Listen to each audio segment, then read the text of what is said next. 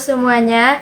Di sini kami kelompok 11 akan membedah suatu peristiwa yang menjadi alarm keras bagi pengelolaan sampah di Indonesia, yaitu analisis K3 dengan insiden longsornya TPST Bantar Gebang Maret 2026. Seimbang diguyur hujan deras beberapa hari terakhir, gunung sampah TPST Bantar Gebang milik Pemprov DKI Jakarta di Kota Bekasi, Jawa Barat longsor. Pemirsa, imbas diguyur hujan deras beberapa gunungan sampah di zona terjadi lagi musibah longsor di TPST Bantar Gebang, Kota Bekasi. Korban yang tertimbun. Belasan alat berat masih terus bekerja. Kejadian ini bukan sekedar bencana alam, tetapi kegagalan sistemik yang mengancam keselamatan kerja.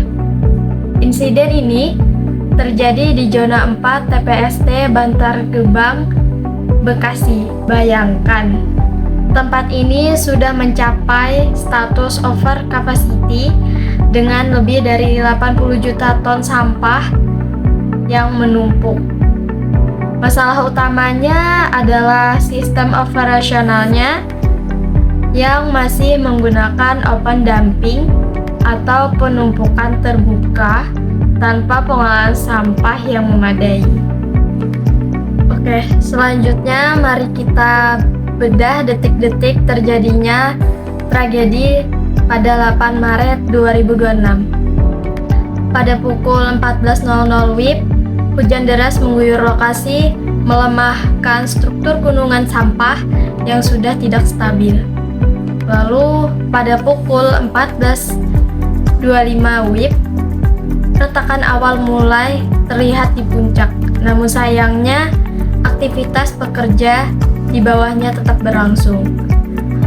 Lalu awal puncaknya pada pukul 14.30 WIB terjadi longsor dahsyat. Gunungan sampah setinggi 50 meter runtuh seketika. Dampaknya sangat memilukan.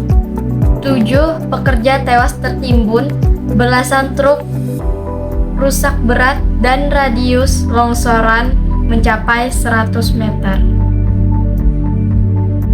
Memasuki analisis penyebab. Kenapa bencana ini bisa terjadi? Berdasarkan analisis kami, ada 2 penyebab fatal, dari sisi lingkungan dan dari sisi teknis.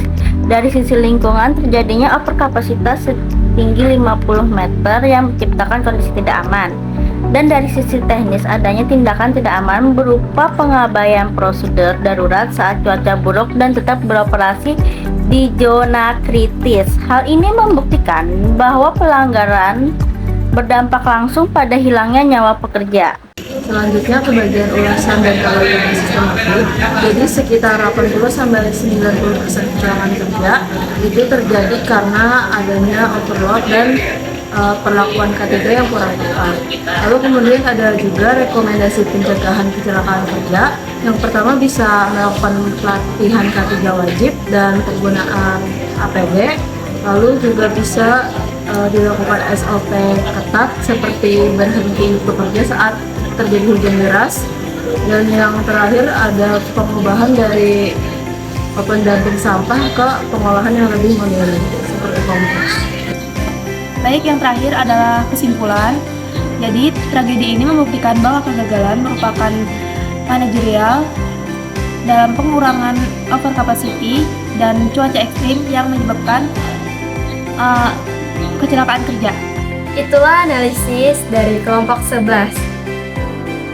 Semoga video ini bisa menambahkan wawasan kita terhadap pentingnya K3 di segala sektor.